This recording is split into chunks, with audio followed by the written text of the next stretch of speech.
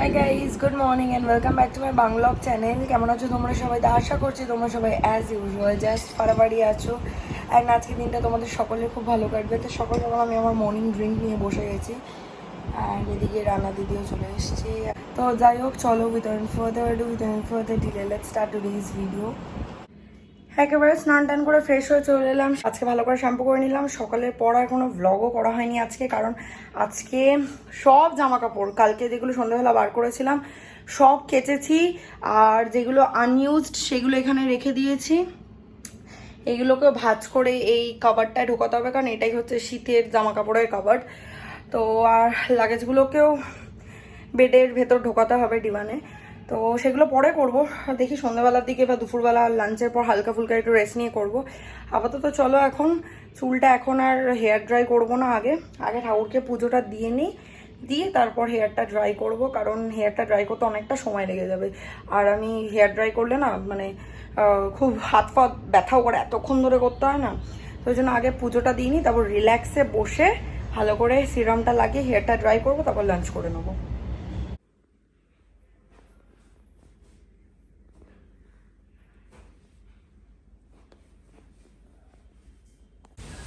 এই পুজো টুজো দিয়ে লাঞ্চে বসবো। অ্যান্ড ওয়েদারটা জাস্ট দেখো, সকাল থেকে অন্ধকার করে আছে, বাট এই ফাইনালি হাওয়া টাওয়া দেওয়া চালু হলো।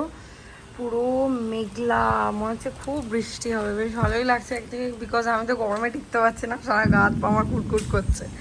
জাস্ট দেখো কি সুন্দর হাওয়া দিচ্ছে।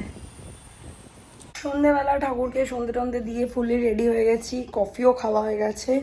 চলো এবার বাড়ি যাওয়া যাক। চলে এসছি বাড়ি সন্ধ্যাবেলা। চলো ভেতরে যাই। দুপুরে আজকে মাকে ফোন করিনি। মায়ের না রাতে কদিন ধরে ঠিক করে ঘুম হচ্ছে না।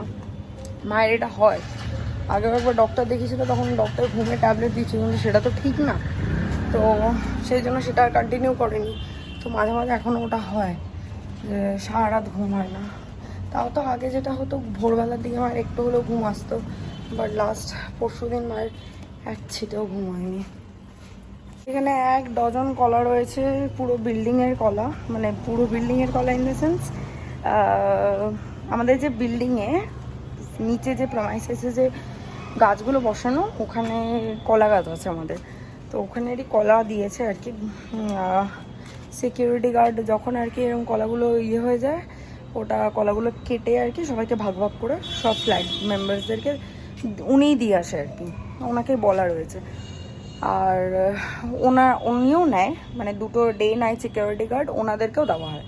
তো এবার আমাদের ভাগে এবার প্রায় 35-36টা কলা এসছে, কি 40টার মতন কলা, এরকমই আর কি, হিসাব করিনি ওইভাবে। তো এইখানে এই যে 1 ডজন কলা আমি নিয়ে এলাম। দেখ ফোনটা আবার বাড়ি খেলো। আমি একটু আগে যখন বাড়িতে এসেছিলাম, তখন আসার আগে আমি প্যাক করে রেখে এসেছিলাম, কিন্তু আমি পুরো ভুলে গেছি নিয়ে আসার কথা। আবার চাটা খেয়েই আমি তখন আর ব্লগ করিনি, তাড়াতাড়ি করে বেরোলাম, বেরিয়ে গিয়ে নিয়ে এলাম। তো চলো গিয়ে দিই মাকে, এবার একটু শান্তিতে বসতে পারবো। বাড়ি থেকে বেরিয়ে গেছি অ্যান্ড আমরা দুজনে এসেছিলাম এখানে চা খেতে। এই যে লঙ্কা চায়ের এখানে, আজকে যদিও লঙ্কা চা খাইনি, শায়ন খেয়েছে মশলা চা আর আমি খেয়েছি হচ্ছে কফি।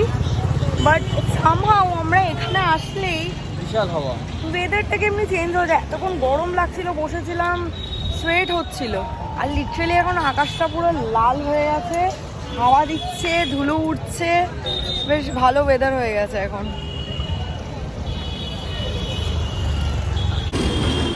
দেখো কি হাওয়া দিচ্ছে,